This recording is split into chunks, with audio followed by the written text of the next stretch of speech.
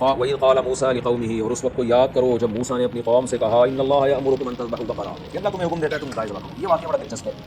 اس واقعے کا بھی جو حصہ بعد میں ہے اللہ نے وہ پہلے ذکر کیا، جو پہلے تھا وہ بعد میں ذکر کیا۔ اگلے رکوع میں اس واقعے کا ابتدائی حصہ آ رہا ہے اور اس رکوع میں اس واقعے کا دوسرا حصہ آ رہا ہے۔ تو میں نے آپ کو بار بار بتایا کہ قرآن میں واقعات میں ترتیب نہیں ہوتی، کیونکہ قرآن اس واقعے سے ملنے والے سبق کو فوکس کر رہا ہے، اس واقعے کی ترتیب کو کہانی کے طور پر نہیں بیان کر رہا۔ تو یہاں بھی اصل میں یہ تھا، پورا واقعہ یوں ہے کہ بنی اسرائیل میں ایک شخص نے کسی کے ہاں نکاح کا پیغام بھیجا، اس کو ایک آدمی کی بیٹی سے عشق ہو گیا، محبت ہو گئی، نکاح کا پیغام بھیجا، تو لڑکی کے ابا نے انکار کر دیا۔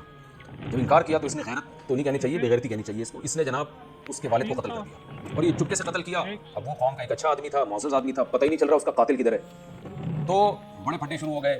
تو اللہ تعالیٰ نے کیا کیا، حکم دیا موسیٰ علیہ السلام کو ایک معجزے کے طور پر کہ میں ایک معجزہ بھی ظاہر کرنا چاہتا ہوں اور لوگوں کو یہ بھی پتہ چل جائے کہ میں مردوں کو زندہ کیسے کروں گا، یہ پتہ چل جائے۔ تو بنی اسرائیل کو حکم دیا کہ گائے ذبح کرو، اور گائے جب ذبح ہوگی تو اس گائے کے اس ایک حصے کو، گوشت کا ایک ٹکڑا اٹھا کے جو مقتول ہے، جس کا قتل ہوا، اس کو مارا جائے گا۔ تو اللہ اپنی قدرت سے اس مقتول کو زندہ کر دے گا اور مقتول خود اٹھ کے قاتل کا نام بتائے گا۔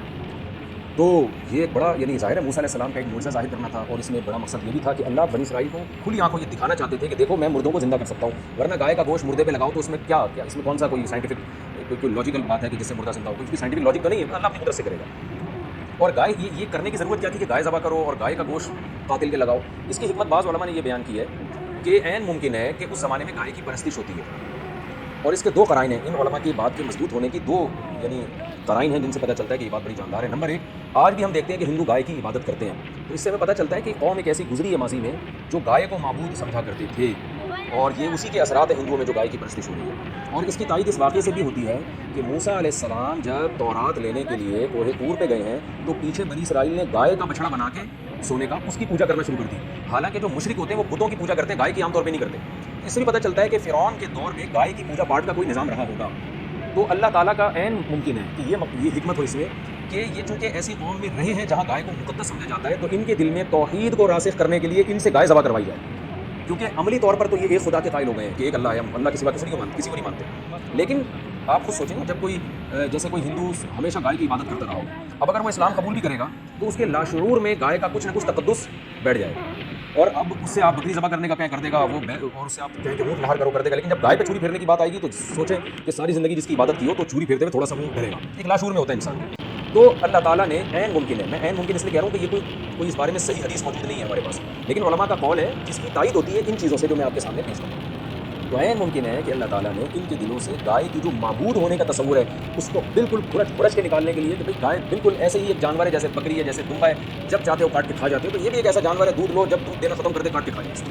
ویسے کسی کو اپنی گائے سے محبت ہو جائے تو ایک الگ بات ہے، وہ اس میں نہ کاٹ کے کھائے۔ ویسے جب ہم جانور پالتے ہیں محبت ہو جاتی ہے تو وہ تو بلی سے بھی ہو سکتی ہے، کتے سے بھی ہو جاتی ہے لوگوں کو، اور بکری سے بھی ہو جاتی ہے، اس میں گائے کی تو کوئی خاصیت نہیں ہے، تو وہ ایک الگ بات ہے۔ لیکن نارملی گائے کو مقدس سمجھ کے نہ کاٹنا یہ اسلام کی تعلیمات کے بالکل خلافی ہے، اس میں شرک کا شائبہ ہے۔ تو اس لیے بنی اسرائیل سے حکم دیا گیا گائے کاٹو، گائے جب کاٹو گے تو ان کے دل میں گائے کا تقدس نکلے گا، تو عین ممکن ہے۔ تو اب یہاں سے یہ بات شروع ہو رہی ہے، اللہ نے فرمایا وَإِذْ قَالَ مُوسَىٰ لِقَوْمِهِ، اس وقت کو یاد کرو جب موسیٰ نے اپنی قوم سے کہا کہ اللہ تمہیں حکم دیتے ہیں کہ تم ایک گائے ذبح کرو۔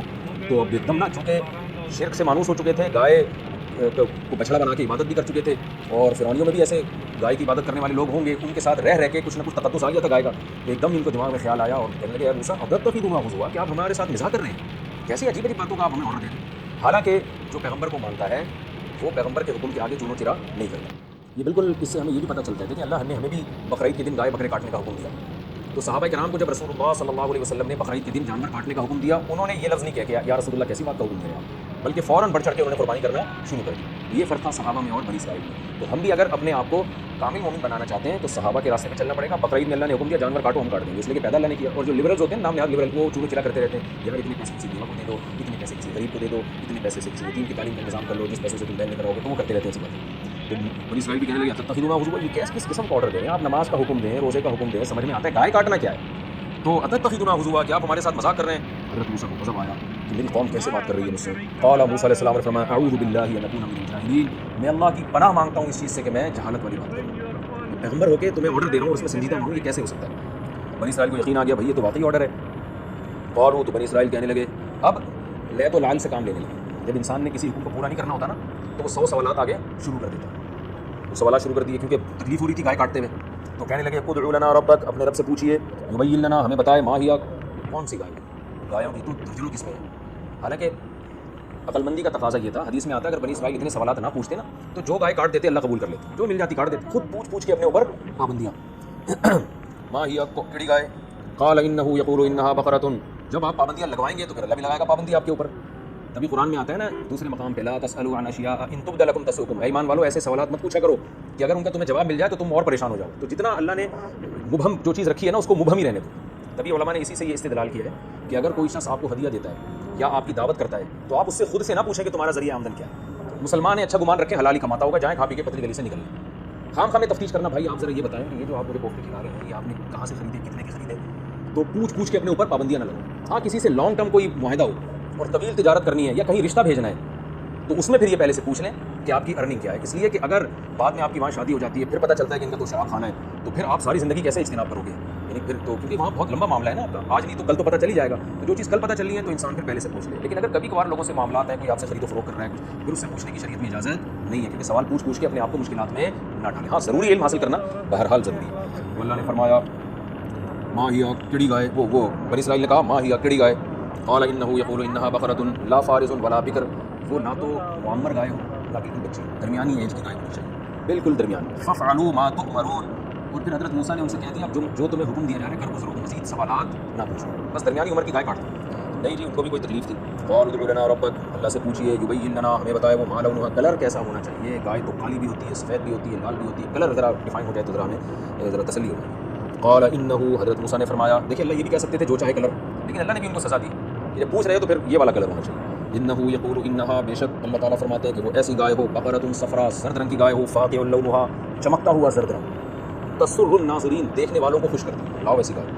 لیکن ابھی بھی ان کو تسلی نہیں ہوئی تھی تو کہنے لگے ادع لنا ربک یبین لنا ما ہی، اللہ سے پوچھیں کیڑی گائے. ابھی بھی سمجھ میں نہیں آ رہی، زرد رنگ کی تو بہت ساری گائے ہوتی ہیں.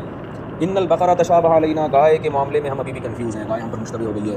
لیکن ایک جملہ ان کی زبان سے اس دفعہ اچھا نکل گیا، وَإِنَّا إِن شَاءَ اللَّهُ، اگر اللہ نے چاہا، یعنی ان شاء اللہ لَمُهْتَدُونَ، اللہ نے چاہا تو اب ہمیں پتہ چل جائے گا. حدیث میں آتا ہے یہ ان شاء اللہ کہنے کی برکت تھی کہ اگلے سوال کے جواب ملنے پر انہوں نے گائے ذبح کر دی. اگر ان شاء اللہ نہ کہتے نا تو ان پر اللہ کا عذاب آتا، کیونکہ اگلے سوال کا جواب بھی ان کو ملتا، اس کے بعد بھی یہ نہ کرتے، پھر وہ اور سوال پوچھتے تو اللہ کا عذاب آ جاتا کہ تم نے کرنا نہیں ہے، حجت بازی کرنی ہے بس. تو اس لیے انہوں نے اس دفعہ کہہ دیا انشاءاللہ. انہوں ڈر رہے تھے نا حضرت موسیٰ علیہ السلام کو تھپڑ نہ لگا دے، جیسے وہ قبطی کو تھپڑ مارا تھا وہ مر گیا تھا، تو جو پوچھنے گیا ہوگا قوم کی طرف سے حضرت موسیٰ علیہ السلام سے، اس کو بھی تو ڈر لگ رہا ہوگا کہ اب تیسرے سوال پہ کہیں حضرت موسیٰ کا چانٹا نہ آ جائے. تو اس لیے اس نے کہا اے موسیٰ آپ بس اب ایک بات رہ گئی ہے وہ بتا دیں، اور انشاءاللہ اب ہمیں پتہ چل جائے گا کون سی گائے. یعنی اللہ نے چاہا تو مزید سوال پوچھنے کی نوبت نہیں آئی. قال انه، حضرت موسیٰ نے فرمایا کہ اللہ تعالیٰ فرماتے ہیں انها بقرۃ لا ذلول، ایسی گائے نہیں جو مسخر ہو، یعنی ہل چلاتی ہو، تسیر الارض، زمین میں ہل جوتتی ہے، کیونکہ اس گائے کا تو بڑا غرق ہو چکا ہوتا ہے نا، جو بیچاری گائے دیکھیں نا جو ہلوں میں ہوتی ہے ایسی ہڈیوں کو پنجر ٹوٹ ہو چکا ہوتا ہے. ولا تسقی الحرث، اور نہ وہ کھیتیوں کو پانی پلاتی ہے، کیونکہ اس پہ لاد کے ڈول جب رکھے جاتے تھے ویٹ لفٹنگ کا کام اس سے لیا جاتا تھا تو وہ بھی ظاہر ہے اس کا بھی انچر پنچر ڈھیلا ہو جاتا تھا. تو ایسی گائے نہیں ہونی چاہیے، گھر کی پلی ہوئی، جیسے قربانی میں گائے لینے جاتے ہیں نا لوگ بتاتے ہیں بھائی گھر کا پلا ہوا جانور ہے، بالکل بڑے ناز و نخرے سے اس کو کھلایا پلایا گیا، کام معمولی ہے اس سے، اس ٹائپ کی گائے. مسلمۃ لا شیۃ فیہا، ہر عیب سے پاک ہو، لا شیۃ فیہا، کوئی عیب نہ اس میں. قالوا، اب چونکہ ڈرے ہوئے تھے یہ تو بہرحال مسلمان ایمان تھا اللہ پر، تو کہنے لگے الآن جیت بالحق، اے موسیٰ ہوں تسی صحیح بات کر دیں. الآن کا معنی کیا ہے؟ اب، رائٹ ناؤ کہتے ہیں نا، اب ہون، جسے پنجابی میں جو ہم نے سنا ہے تلفظ میں گڑبڑ ہو سکتی ہے بھائی، ہون آپ نے صحیح بات کی ہے. فذبحوها، اللہ فرماتے ہیں انہوں نے ذبح تو کر دی گائے. وما کادو، کادا یا کادو بہت قرآن میں آتا ہے، کادا اصل میں قیدہ تھا سمیہ کی طرح، یا کادو اصل میں یک یدو تھا، تو اس کا معنی ہوتا ہے سمیہ یسمعو کی طرح، اس کا معنی ہوتا ہے بہت جلد کوئی کام کر لینا، یعنی بہت جلد. جیسے کادا، میں اگر اپنے بارے میں کہوں گا نا تو یا میں کسی شخص کے بارے میں کہوں گا کادا زید یفعل، قریب ہے کہ زید یہ کام کرے، بس جو کرنے والا ہوتا ہے going to do this, English میں کہتے ہیں I'm going to do this, I'm about to sleep, جیسے کہ سونے والا I'm going to sleep, یا I'm going to this, اس طرح کے اسٹرکچر استعمال ہوتے ہیں اس میں کرنے والا، یا یہ کام بس ہونے والا، I'm about to do, پہنچنے والا. تو یہ ہے کادا یا کادو کا. اور ما کادا کا مطلب یہ کام ہونے ہی نہیں والا ہے، یعنی اس کے الٹ کر دینا. اللہ فرماتے ہیں وما کادو یفعلون، یہ ایسے دھیرے کے یہ کام کر دیتے ہیں، یعنی بجائے اس کے یہ کام ہونے والا ہے بلکہ یہ کام ہونے والا ہے ہی نہیں، اس کا بالکل اپوزٹ ہے. اللہ فرماتے ہیں قریب تھا کہ یہ نہیں کرتے، اس بات کے انتہا تک پہنچ گئے تھے کہ اب انہوں نے اگلا سوال پوچھ کے سوالات کا دروازہ ہی بند کر دینا اور عذاب آ جاتا ہے، لیکن بس کر دیا.